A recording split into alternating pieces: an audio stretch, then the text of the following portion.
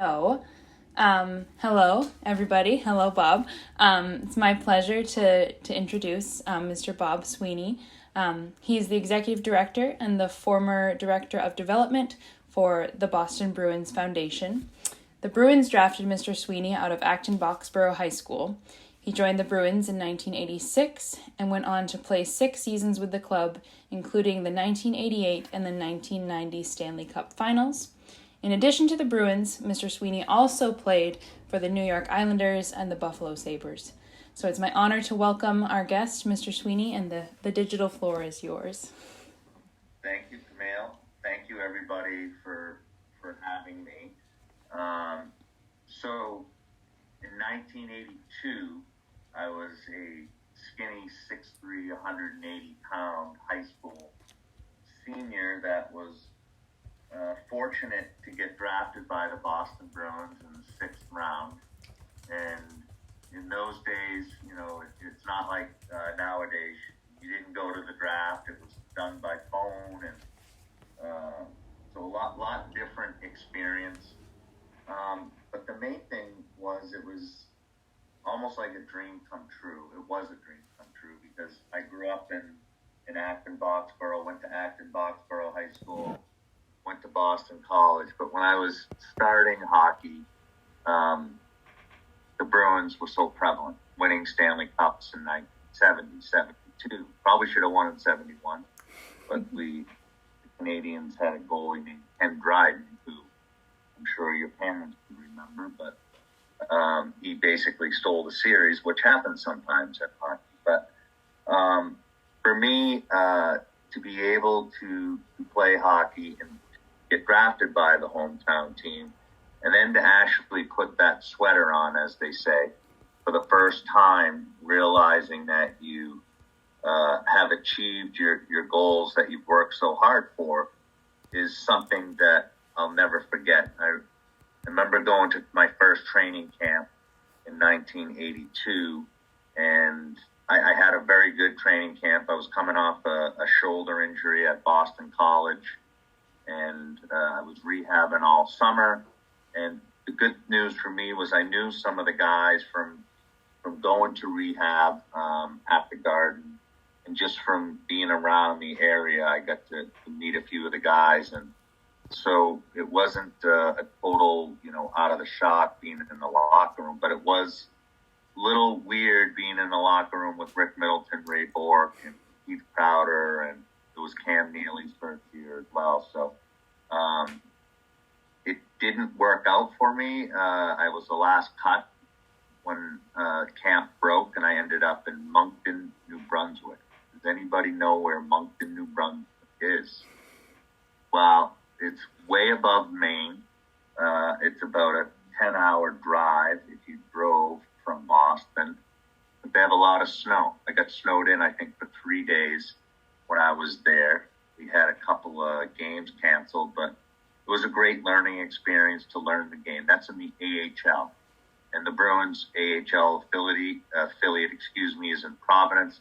And it's a great stepping stone to learn the game of hockey. It's a lot different than the college game. You need to be much more responsible on both ends of the ice, offense and defense. And it really was something for me and other players to get that. In college, you play 2 games a week. In the pros, you could play 4. So it's a whole new learning experience, and a lot more physically demanding and mentally. And but it worked out for me. My first game was January 24th, the day before my birthday, against the Calgary Flames, afternoon game. I was in Portland, Maine, got called up, so it was a short drive to Boston. I sat right next to Ray Bork, and from training camp. He was very nice, and he just said, "You know what? You belong here. Go out here, have fun, play the game you used to." And he was so good to me, and it was made me relaxed.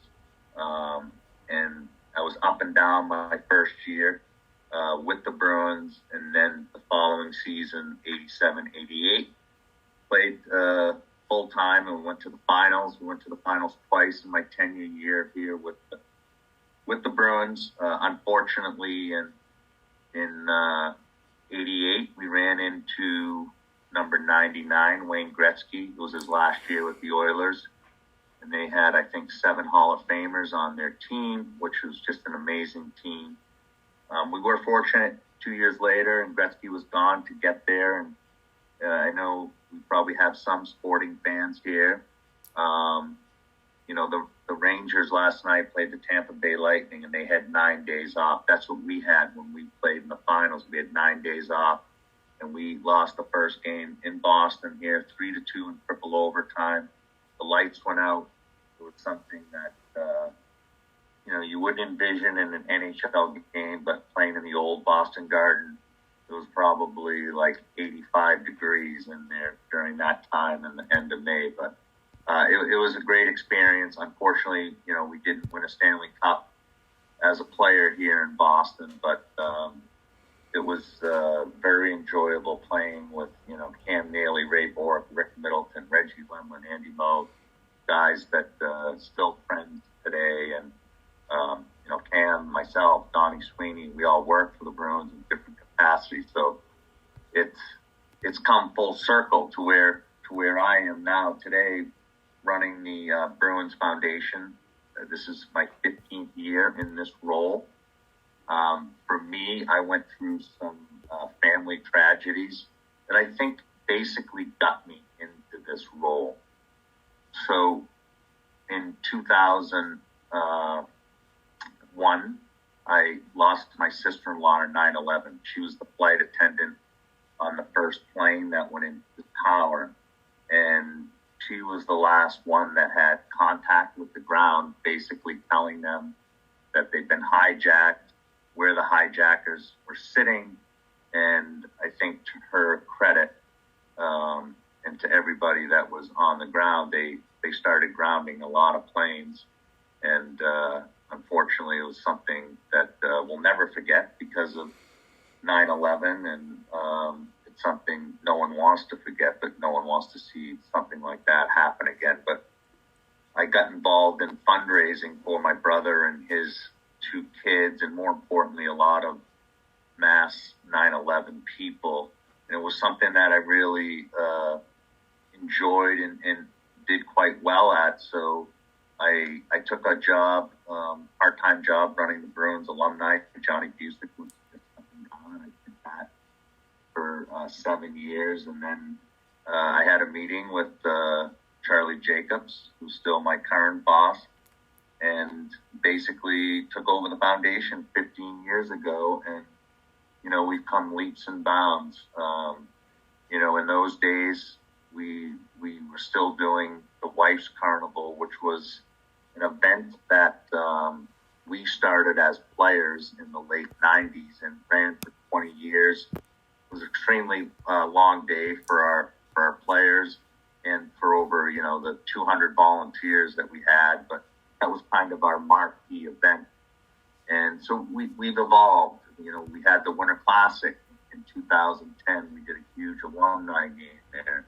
And that basically raised the bar for the foundation. We netted $600,000 for an event that a bunch of former Bruins got together, put on an exhibition, and I think we sold 33,000 tickets, which was a very unique experience, wonderful time. We had a little snow the day after the original Winter Classic, but I think it opened our eyes as far as the business of the foundation that, doing something like an alumni game could raise a lot of money. So we've done different events over the years. We do a golf tournament every year. We've done a Pro-Am hockey event. It used to be our largest fundraising event, but now the last 4 years, we do a big event with first responders, the First Responder Challenge that will have firefighters, police, EMTs, civilians run the stairs here or walk the stairs at the Garden. Usually it's on the last week of January, first week of February. We try to get it in between that Super Bowl bye week. And it's a great event that raises hundreds of thousands of dollars for the 100 Club, which helps out first responders who get killed in the line of duty, and the PFFM, Professional Firefighters Union, and other charities that are in the first responder world. And the one thing that I'm most proud of is we went through an external audit 5 years ago, and they basically told us that, you really need to have a core partner. You guys do a lot of good in the community, but your giving is kind of like petty. It's all over the place. So out of that audit, which I was a little concerned, because when your boss calls you in and says, hey, I think we need to take a deep dive in how we do business, I kind of was sitting back and I'm like, you want to tell me something else? But it ended up, it was, I'm thankful to have such a caring boss in Charlie Jacobson. He basically wanted to make sure that our ducks were aligned with what our mission was, which is enhancing the quality of life of children, whether it's through health, education, community outreach. And we redefined that a little bit to include families and growing the game of hockey. And as I alluded to, out of that audit, we came up with a special partnership, no pun intended, with Special Olympics. And that partnership, because of COVID, it extended. We granted them $1 million over 3 years. We extended it because of COVID. And today, as a matter of fact, one of our workers is going to the World Games this weekend in Orlando competing in swimming. And we had a big send-off for him. We had all of our employees, different departments that were organized by one of my reports, John Whitesides. He's Director of Health and Wellness now for the foundation. And we trained with Johnny. We themed it The Road to the Gold with John. And it was, for me, it was amazing to see all the different departments buy in. This went on for 2 months. And we had Charlie Jacobs train with him. We had myself. We had HR. We had operations. We had marketing. We had community relations. And today was the final send-off. And his favorite player on the team is Charlie McAvoy. So I called our PR guy and I said, hey, we need to get Charlie to show up here for, the final send-off. So we've got a fake torch, and we had it go from our health and wellness director to our president, Amy Latimer, to myself. And then we called Charlie out of the back room, and he handed the torch to John, and the expression on his face was just amazing. But to me, that really hit home on all the work that we do in the community, but also the buy-in that we got as an organization from the top down. That really hit home with me, seeing everybody gather for a lunch today to send John off. And it was just an amazing tribute to, can't call him a kid anymore. He's 28 and he's a swimmer, but he's a very, very valuable employee, not only to the Bruins in the garden, but to, everybody involved with the Special Olympics. The passion that these kids have is amazing. He spoke very eloquently, and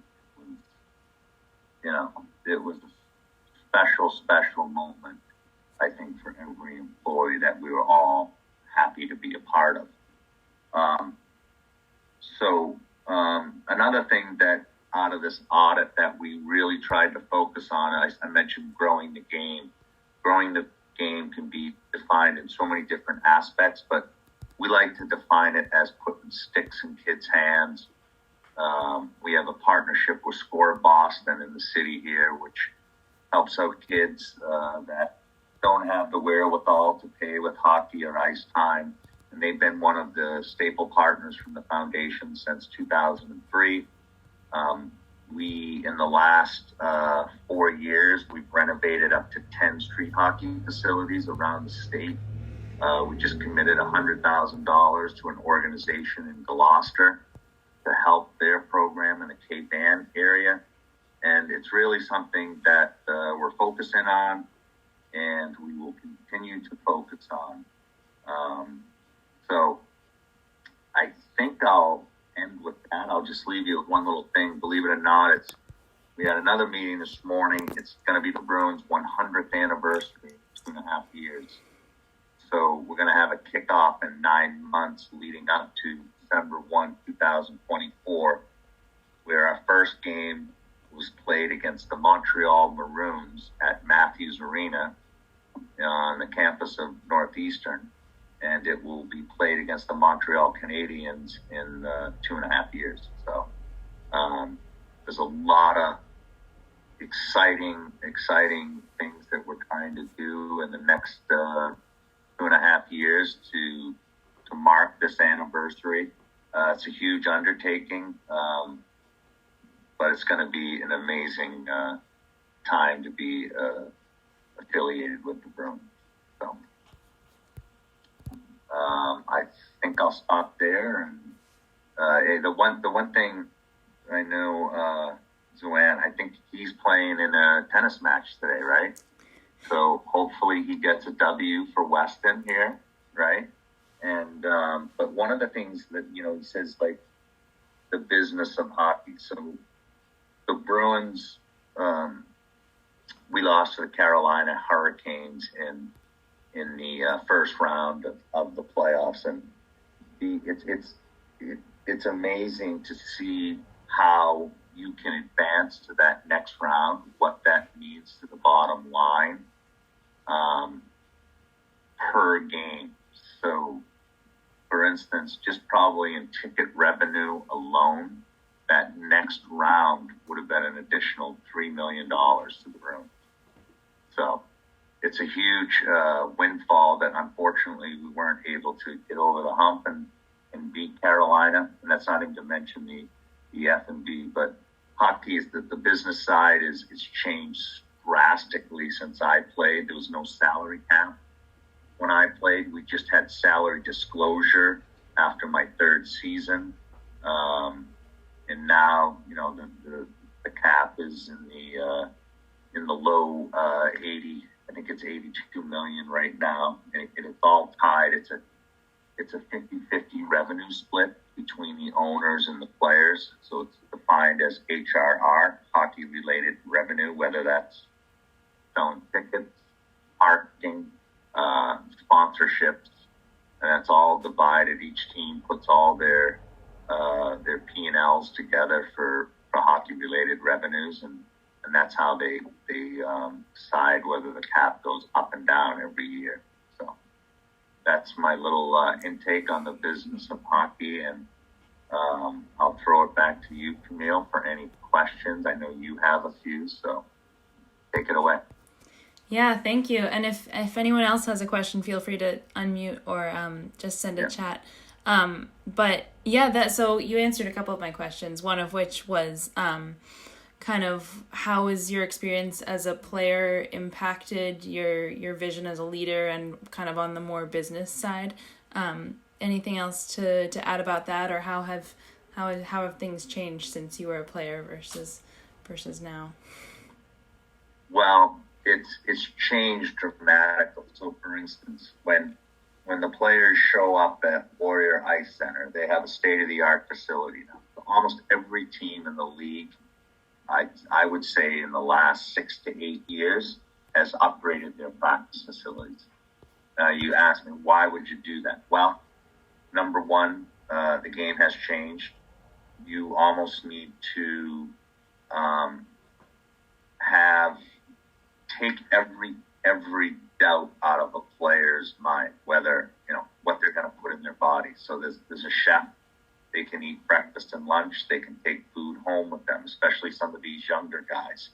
So, instead of them stopping off at, Angelo's or whatever, they're going to have, something that's cooked properly for them. All these different guys, have different protein shakes, like after, like based on the amount of time that they played. So and that's just on the the health side, and then analytics. Analytics is a big part of sport now, not just hockey. Obviously, replay is a big controversial subject now. There was no replay back then as well.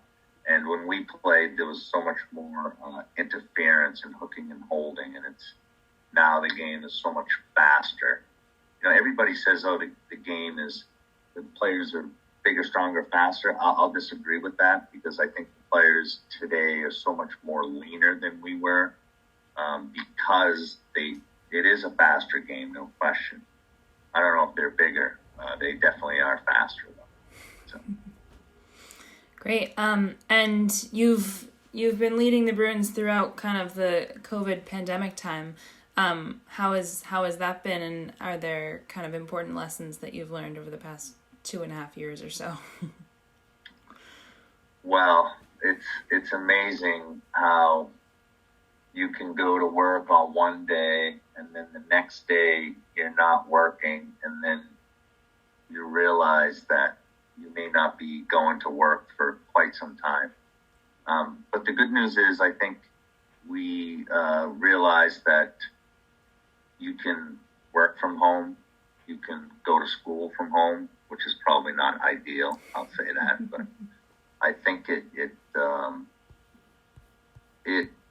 opened up a lot of organizations' eyes, what you can do from home. But I think it was a very, very trying time. I mean, the losses financially, not only for the Bruins, but for the Garden, for the whole parent company, Delaware North, which basically is an F&B, food and beverage and hospitality. I mean, your revenues go to zero. So it was a trying time, and I really applaud Delaware North, how they managed it.